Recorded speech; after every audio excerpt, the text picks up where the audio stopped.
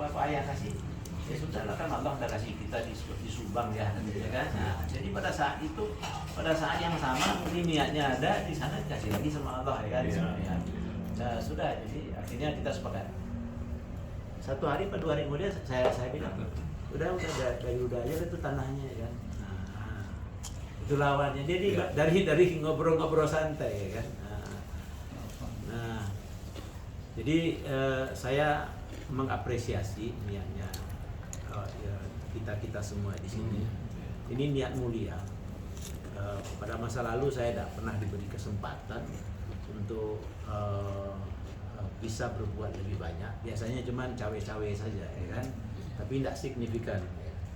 Di kegiatan teman-teman, di kegiatan lingkungan, ya, di mana saya berada, ya kan? Tapi nggak signifikan. Tapi saya ingin ada sesuatu yang kalau bisa tuh bermakna lah, untuk manfaatnya lebih besar. Walaupun Allah tidak melihat besar kecilnya, ya kan. Nah, tapi dari sisi dunianya ingin kalau bisa bermakna dan jangka panjang manfaatnya, ya kan. Nah, niat itu sudah bagus, terus sudah ada yayasan kata. Nah, yayasan itu kalau kita kembali ke proses hukumnya, yayasan itu kan setelah ada revolusi di bidang masalah yayasan kan, dari tahun 2001 atau 2004 terakhir dengan undang-undangnya itu kan dia cuman sekarang yayasan itu kan hanya 3 saja kegiatannya yang direkomendasi, ya kan? 1 keagamaan, 2 sosial, 3 pendidikan, ya kan? Tak boleh lebih dari itu. Nah, terus kemudian tetapi dia bisa untuk melakukan kalau di Muhammadiyah itu namanya amal usaha, ya kan? Ya kita pakailah istilah lain nanti yang intinya juga usaha, ya kan? Nah, itu bisa. Nah, kalau dulu dia tidak boleh digaji pengurus itu, ya kan? Tapi sekarang bisa, ya kan? Hanya kalau bisa dipertahankan tidak digaji. Nah, karena inilah ujian ikhlasnya kita, ya kan? Dan baiknya kalau kan memang harus ada unit yang bisa menggaji, ya kan? Karena apapun namanya pergerakan itu kan butuh uang, ya kan? Nah, jadi unit usaha inilah yang mencarikan uang untuk operasional yang bisa menggaji. Tapi kalau tokoh-tokohnya kalau bisa memang ini deposito akhirat aja kalau bisa. Saya lihat di Muhammadiyah itu kan kalau pengurus-pengurus kan nggak ada digaji. Masya Allah. Bapak saya tarikoh Pak, jadi orang NU, ya kan. Tapi saya oleh beliau justru dididiknya di Muhammadiyah Pak. Saya dari SD sekolahnya Muhammadiyah. Jadi beliau tahu betul kalau saya berada di lingkungan NU itu pola berpikirnya akan berbeda, ya kan. Jadi pada masa saya itu tahun 65-66 itu Muhammadiyah itu masih dicemburui kan. Tapi justru saya oleh bapak saya disuruh sekolah di situ. Jadi saya berada di 2 lingkungan, kan. Nah, makanya waktu itu saya bilang sama Iwan kalau bisa nuansa yang akan dibangun di sana kalau bisa tidak terafiliasi dengan paham-paham, ya kan? Tapi bahwasanya kita cenderung ke satu paham. Misalkan kita ada mazhabnya Indonesia itu lebih ke Syafi'i. Nah, Syafi'i itu di NU Syafi'i, di Muhammadiyah juga Syafi'i, ya. Nah, banyaknya, ya kan? Nah, kalau yang gerakan yang baru-baru ini kan malah anti mazhab malah, ya kan? Nah, itu kalau bisa jangan, karena saya lama di daerah kita di sana, ya kan? Di Cesarua Caringan nama desanya, ya kan? Itu kecemburuan tuh yang begitu masih tinggi, Pak. Nah, tinggi, ya kan? Makanya saya kalau terhadap mengelola masjid di sana, dia mau pola apa saja saya tidak ada koreksi sama saya. Yang saya cuman Pak Agus mau ini, ya kan? Mau perbaikan ini, saya dukung, ya kan? Perlu tua ya kita pokoknya apa saja, ya kan? Nah, alhamdulillah Allah kasih saya kesempatan sampai hari ini listriknya sampai hari sini tetap saya bayar, ya kan? Nah, jadi Allah kasih izin. Itu kan kena izin Allah aja, Pak, ya kan? Nah, jadi kalau bisa itu tadi, ya kan. Nah, kalau mazhab Syafi'i oke lah, saya sangat mendukung, ya. Tapi usahakan juga untuk sama-sama kita jaga, ya kan? Paham-paham yang sangat yang seperti kayak Wahabi dan segala macam itu kalau bisa hindari, ya kan. Karena di lingkungan saya pun saya suka mengingatkan kawan-kawan. Ya kan? Nah, saya banyak berkecimpung juga dulu dengan kawan-kawan itu, ya kan? Agak berbeda memang anunya, sisi pandangnya. Ya kan? Nah, jadi mudah pecah kita. Jadi saya menyarankan kalau bisa agak terhindar kita dari itu. Itu dari sisi pahamnya. Ya. Dari sisi pengelolaan tadi saya berharap perkuatan untuk sama-sama kita kaji nanti anggaran dasar, ya kan. Bagaimana dia tidak bisa nanti di kemudian hari. Kita ini kan cuma tinggal waktunya ya 10 tahun 20 tahun selesai. Game ini Pak, ya kan. Tapi generasi berikutnya yang kita tidak tahu kan.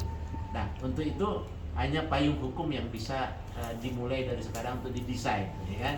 Nah, desainnya apa? Desainnya adalah untuk supaya tidak dimungkinkannya dia menjadi milik pribadi, ya kan. Tidak mudah itu.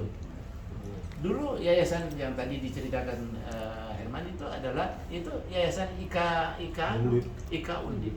Ya saya yayasan kok bisa menjadi pribadi. Pengertian pribadinya memang tidak mungkin jadi pribadi, ya kan. Tetapi kalau sudah dia saja isinya semua, ya kan. Jadi seperti pribadi. Nah, padahal karena saya juga orang akuntansi selain lawyer, ya kan. Itu mudah sekali mengutak-ngatik urusan keuangan itu mudah sekali kalau ada keinginan, ya kan. Jadi karena ada keinginan pasti akan mudah sekali mengutak-ngatik. Sehingga bangun hukumnya harus kita siapkan dari sekarang agar tidak di kemudian hari itu mudah dibelokkan, ya kan. Dibentuklah kata-kata baku aja nanti, kan.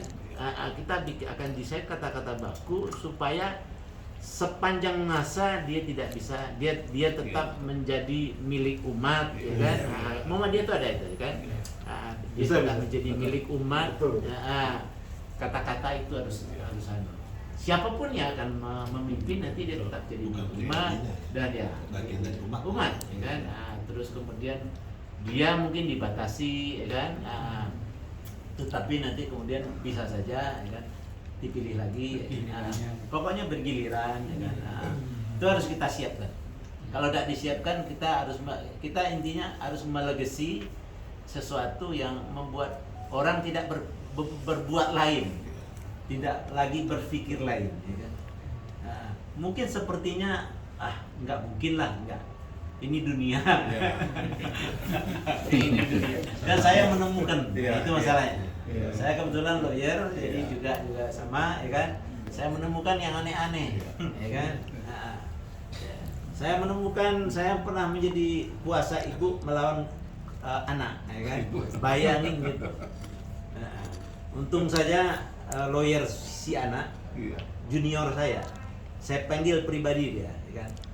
Ini anunya tulahnya nanti apesnya bukan ke kamu, saya bilang kan. Kamu jadi lawyernya anak, ya kan. Coba usahakan bagaimana ibu dan anak ini rukun kembali, ya kan. Nggak ada alasan apa? Nggak ada alasan untuk melawan ibu itu, nggak ada alasan, ya kan. Alhamdulillah ya bisa lah, selamat dia dari neraka, ya kan. Iya, selamat. Selamat. Ya, saya lawyer ibu. Itu lawan anak, bayangin, ya kan. Kejadian di sana. Jadi banyak aneh-aneh dalam peristiwa hukum ini yang saya temui, ya kan. Apalagi kalau udah bicara harta, ya kan. Nggak keluarga saya, nggak keluarga istri saya, nggak keluarga lingkungan saya, ya kan. Jadi berangkat dari situ, inilah kesempatan juga saya mengingatkan. Saya mengingatkan juga ke keluarga, ke teman-teman, kalau ke klien-klien, ya kan. Baik klien saya muslim maupun non muslim, saya ingatkan. Kalau mau mengatur, atur waktu hidup. Ya kenapa ada juga hukum wasiat di Islam juga ada, ya kan. Itu kadang-kadang begitu, ya kan. Walaupun kita dibatasi ya, hanya 1/3, ya kan. Karena itu tadi, karena hawa nafsu tidak bisa gitu. Ada contoh-contoh itu tadi, kalau pengurus kita pakailah pola Muhammadiyah. Tidak apa-apa kita contoh, ya kan? Kita contoh. Bicara saya gitu dah. Ya. Kalau mau berarti kita contoh, ya kan? Mereka sungguh-sungguh loh. Saya senang lihat itu Jogja dari Solo itu sungguh-sungguh dengan biaya sendiri lah, sungguh-sungguh ya kan. Hebat bilangnya. Milik perserikatan. Ini semua milik perserikatan. Dan kemudian ketuanya sendiri mencontohkan pola